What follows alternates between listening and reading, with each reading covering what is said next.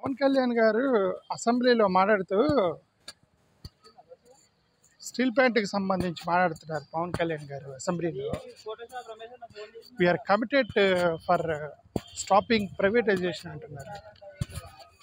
నేను అనేది ఏంటంటే కమిట్మెంట్ కాదండి, ప్రైవేటైజేషన్ ఆపడానికి కమిట్మెంట్ కాదు, దాన్ని బతికించడానికి ధైర్యం ఎంత అనేది గవర్నమెంట్ చెప్పాలి. ప్రైవేటైజేషన్ ఏముందండి, ఇప్పుడు ప్రైవేటైజేషన్ ఆపుతారు. ప్రైవేటైజేషన్ అనేది చంపటం అన్నమాట, డెత్. ప్రైవేటైజేషన్ అనేది డెత్. కానీ సిక్కుగా ఉన్నదాన్ని బతికించడానికి మీరు చేసే ప్రయత్నం ఏంటని నేను అడుగుతున్నా గవర్నమెంట్ని.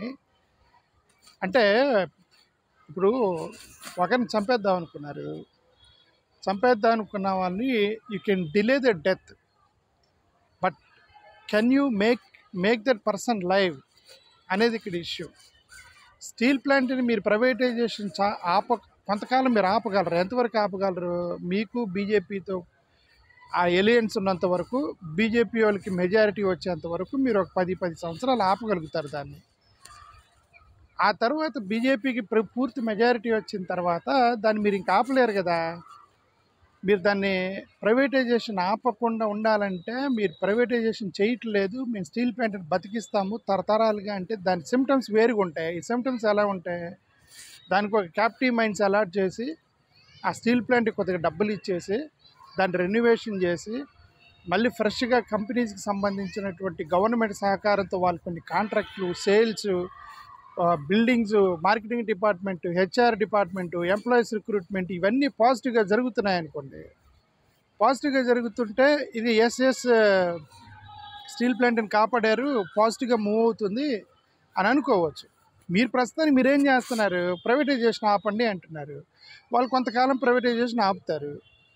సరే ఆపుతారు, ఈలోపు అది చచ్చిపోతూ ఉంటుంది స్లోగా.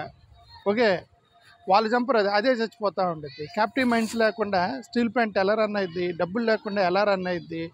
మార్కెటింగ్ డిపార్ట్మెంట్ సరిగ్గా పని చేయకపోతే ఎలా రన్ అయ్యిద్ది? ఎంప్లాయీస్ని వేరే దగ్గరికి పంపిస్తే ఎలా రన్ అయ్యిద్ది?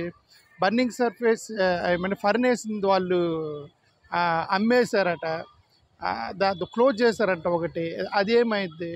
సో ఇవన్నీ కూడా ఏంటంటే నెగిటివ్ సిమ్టమ్స్ ఇవి. నేను అందుకే గవర్నమెంట్ని అడిగేది ఏంటంటే, గవర్నమెంట్ ప్రైవేటైజేషన్ ఆపుతాం అనే దాన్ని టార్గెట్ పెట్టుకుంటే మీరు స్టీల్ ప్లాంట్ని సేవ్ చేయలేరు. If your target is to stop privatisation, you can't save the steel plant. ఎందుకంటే మీరు స్టాపింగ్ ప్రైవేటైజేషన్ అనేది కొంతకాలమే చేయగలరు. ఎంత మేబీ ఒక 5 years బీజేపీకి మెజారిటీ వచ్చేంత వరకు మీరు సేవ్ చేయగలరు. ఆ తర్వాత మీరు దాన్ని సేవ్ చేయలేరు. వాళ్ళ చేతిలో గవర్నమెంట్ ఉండి మీ అవసరం లేనన్న రోజు టప్ని తీసేస్తారు అంతా.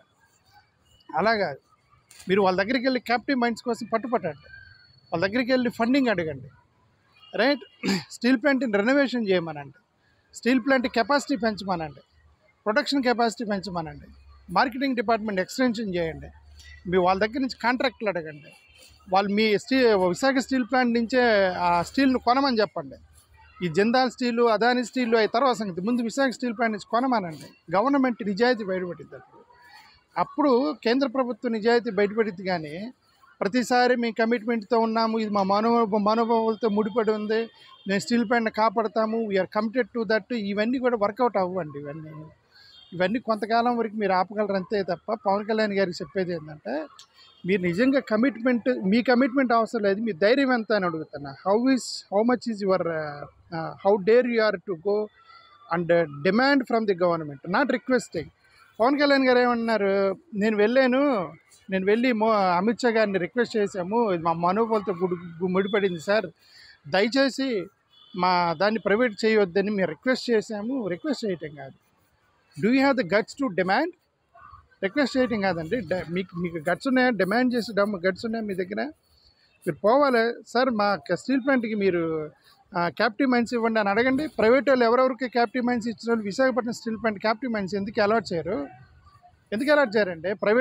ప్రైవేట్ ఫార్మ్స్కి ఇచ్చినప్పుడు this something called this is what the thinking level. The government has to take the different route, not to stop privatization but to get the captive mines.